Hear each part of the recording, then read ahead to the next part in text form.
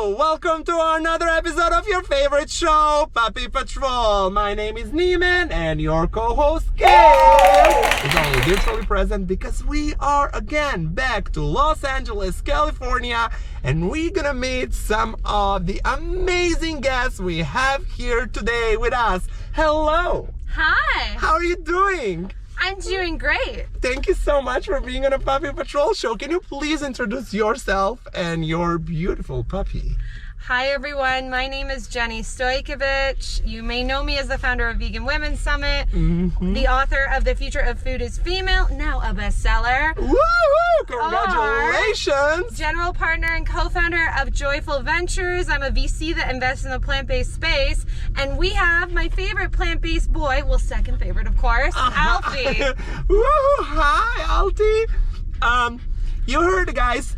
Juny Stojkovic, mastermind behind the iconic Vegan Women's Summit, venture capitalist, investor, author, public speaker in some of the most prestigious institutions of the world. But today, we're gonna talk about only one thing, and that's her dogs, her rescue dogs. Juny, you have more than one dog, right?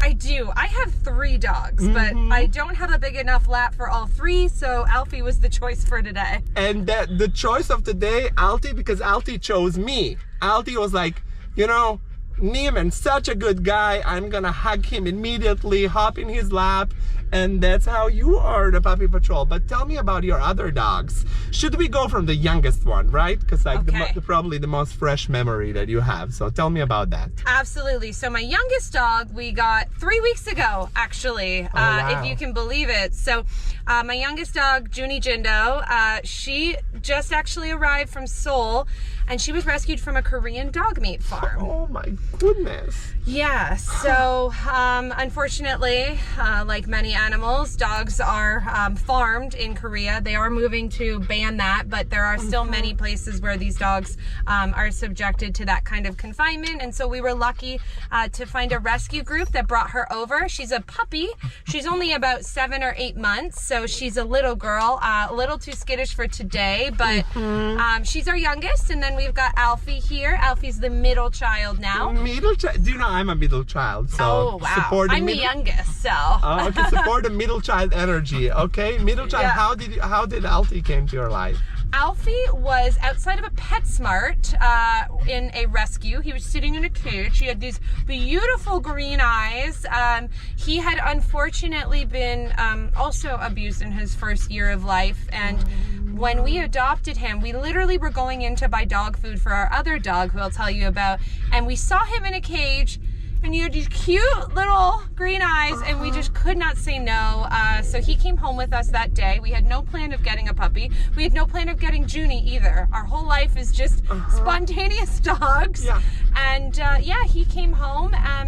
Poor Alfie, he wasn't even housebroken. He'd been left in a cage his first year of life. So now he's the friendliest little guy in the whole world. I know, good He's such job. a good boy. How long have you had him for? I have had him, well, he's 12, and I've had him since he was a year old, so just over a decade. Oh, wow. Yeah. That is incredible. Thank you so much for doing that. Did somebody drop him off over there? Or like the PetSmart was trying to find him a home, it was, so yeah, they put him in front? Yeah, so a lot of PetSmarts and Petcos will have like rescue drives on Saturdays and Sundays where the rescues will come put the dogs outside the store. Oh. So yeah, so that's how we got Alfie. And then Vexi, who is the matriarch of our family, she is 15 and a half. Oh, wow. Tell me all about the Vexi. How did Vexi came to your life? Vexi was dumped on Craigslist when she was 12 weeks old. She's a little black terrier mutt. For those that follow me, you've probably seen lots of Vexi footage. So she was born to some backyard breeders that wanted her for breeding, and she wasn't ideal for breeding, and they dumped her. So I adopted her, and she's lived in America, Canada, Mexico. She's had quite a life with me over these last 15 and a half years. Oh, wow. So all of your travels she was with you and she was whole moving time. with you. Okay, Yeah. so you lived originally in Canada, right? That's where you're Yes. from. Yeah. right? So Vexi's Canadian, Uh-huh. Alfie's American, and Juny's Korean. Oh my My God. dogs are the United Nations. 3 nationalities in that, and your husband Yeah, it's Serbian, Serbia, right? yeah, So yeah. what an international family. I love that.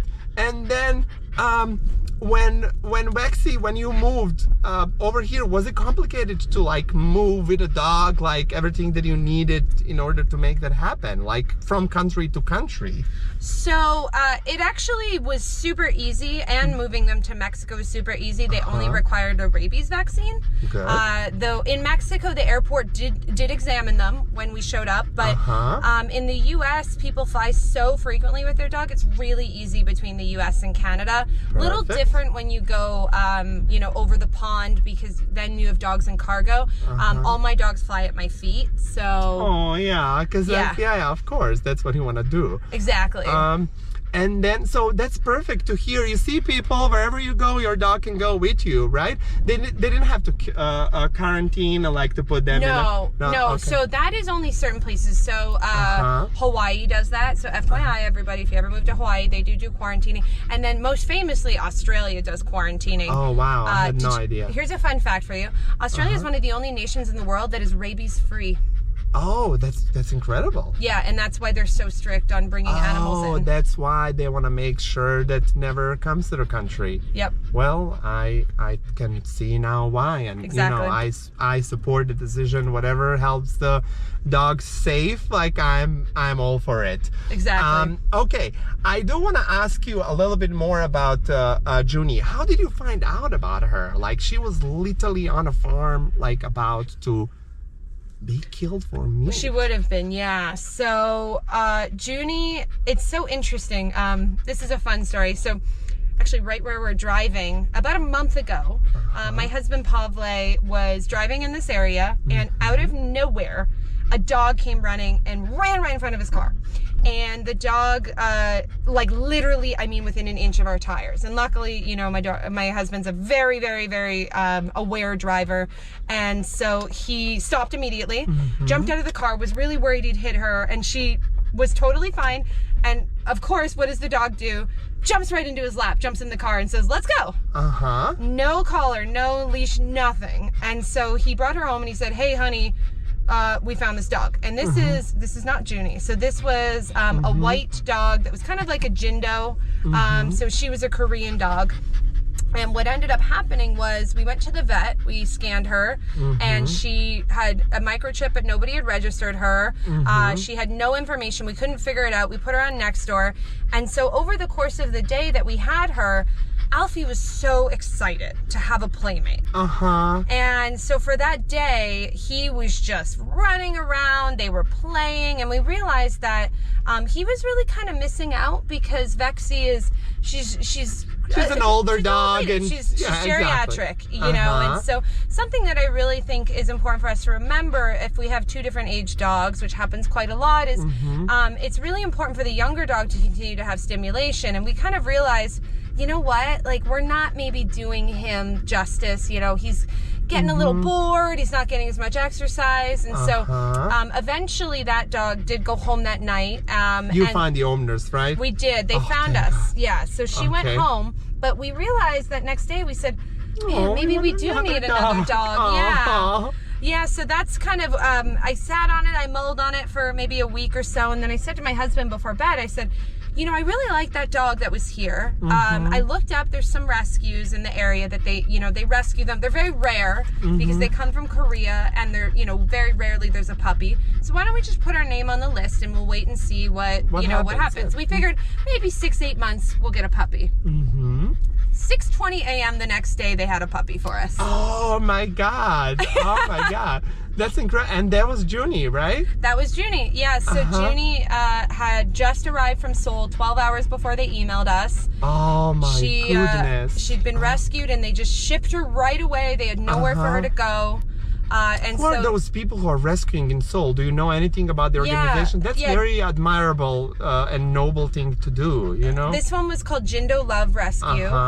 So they're a very big one. I think they might be the biggest one. And essentially, you know, they do their best. They grab dogs from the dog farms. They get them from the streets. And then, you know, they ship them over. And for us, we were really lucky because we have 2 dogs, obviously. And, you know, we own a home with a nice yard. And basically, we were the most ideal adopters possible. And so we, despite the fact that we'd only applied the day before, got bumped all the way to the top of the list and got the first offer for the puppy, which we never expected. Juny was a little bit scared when I entered because, like, that also shows, you know, that she's have some fear from humans before, and she's probably been hurt by humans. And, you know, how was your process of, like, trying to bond with her? Because, like, I think that's how she reacted when she saw you for the first time, right?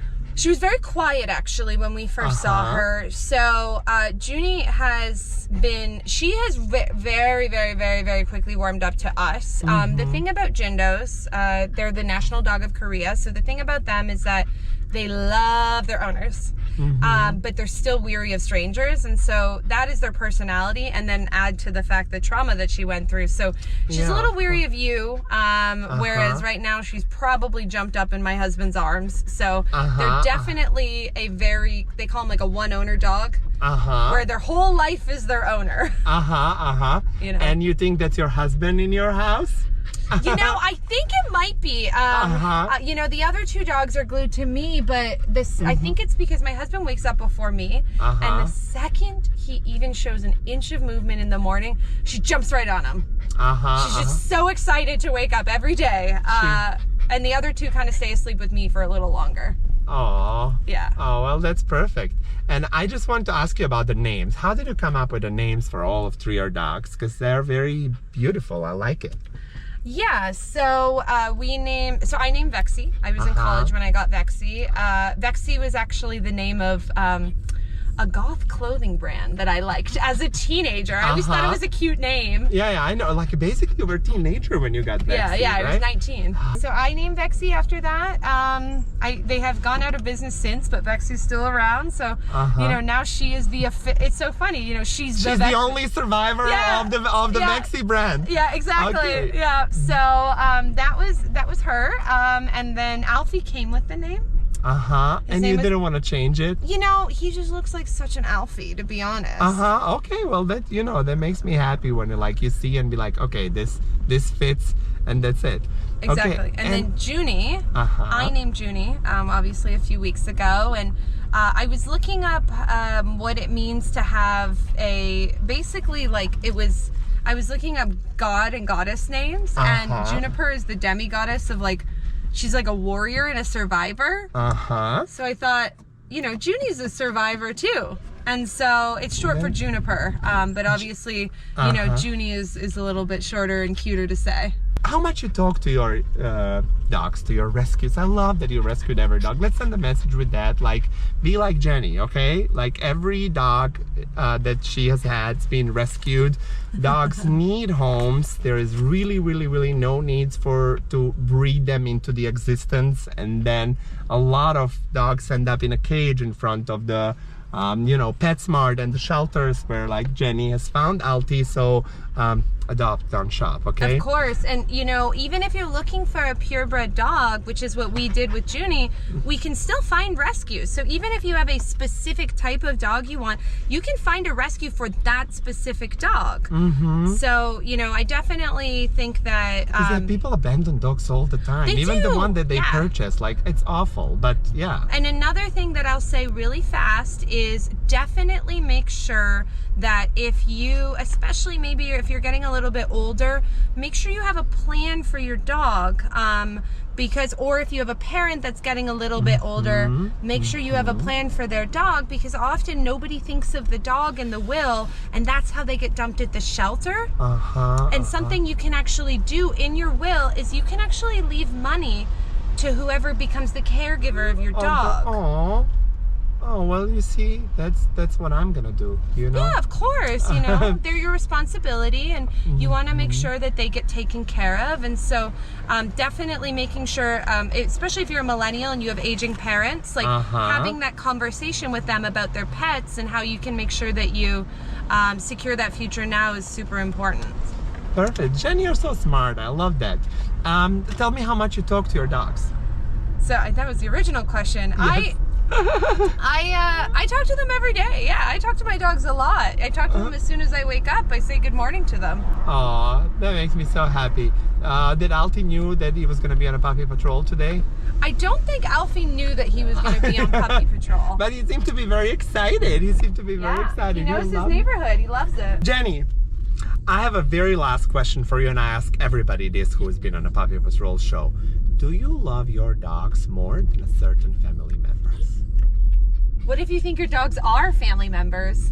Do you love them more than other family members? Like, it doesn't have to be like an immediate family, like, you know, living with your husband. Probably love them equally, but like some other family members you have. I would say yes, and there have been studies that show that the loss of a dog can be more traumatizing than the loss of a family member, because they're in your life every single day, right? That is so true. You know, like I don't think my dog Kale, like I don't think I would be sad for anyone on this planet if it goes away as much as I would be sad for my dog. It's just like it's part of my everyday life. That was a very good answer. I loved it. Yeah, I mean, I've unfortunately had to think about this a lot because I do have a dog that's 15 and a half, and you know, I've spent my entire life with her as my best friend, and I really think for folks that have dogs that are maybe 10, 11, 12, you know, there's a couple things I'll leave you with since I've got the audience, okay? I do a lot of advocacy on this. So number one, you really need to start looking for signs of dementia. It is the least diagnosed disease for dogs. And if your dog lives to 15, 70% of dogs will get dementia. If your dog lives to 16, fingers crossed, 90%. So it is a very prevalent illness. It's the same symptoms as a human being. If you start to see your dog kind of nodding off, staring in corners, it's really important you go for treatment very early. We have a dog that has dementia. We got her on treatment very fast, and there is medication and it helps. But if you let your dog go on with dementia untreated, they can be euthanized within 6 months. That's how bad it can progress. And so please learn about dog dementia symptoms. The other quick advocacy I'm going to do is please get pet insurance. I have had pet insurance since my dog Vexi arrived at 3 months old, so I've had it for over 15 years. Literally today, Vexi had a vet visit that was $8,000 just today. We have billed in the last 6 months over $50,000, probably $60,000 worth of medical care she's needed now that she's older. Your dogs will likely not need that health insurance when they're young, but please pay for it, because when they get older, they're gonna need it, and you don't want to have to make that decision. Exactly. Oh my God, that is incredible. I love your advocacy, and since you're already with that, I want to finish with my part of advocacy, and I know you will agree with me. It says, don't eat the homies, okay? How Juny was on a farm and was about to be eaten. There's no difference with all the pigs and the cows and the sheep and the chicken and all other animals that are being farmed for food. So consider to not be eating them. There's plenty of a wonderful, delicious food, and Jenny and I are going now for some. Thank you so much for being on my Puppy Patrol show. Thank you so much, and all the love to all of your dogs. May universe always be with you. You know, I know you have a senior dog, and I love how much you are there for her, and just shows what a wonderful human you are. So thank you so much for being on the show. Thank you so much for having me. I hope you all have a wonderful puppy-filled day. Absolutely. Thank you so much for watching, and see you again. I love you all. Bye.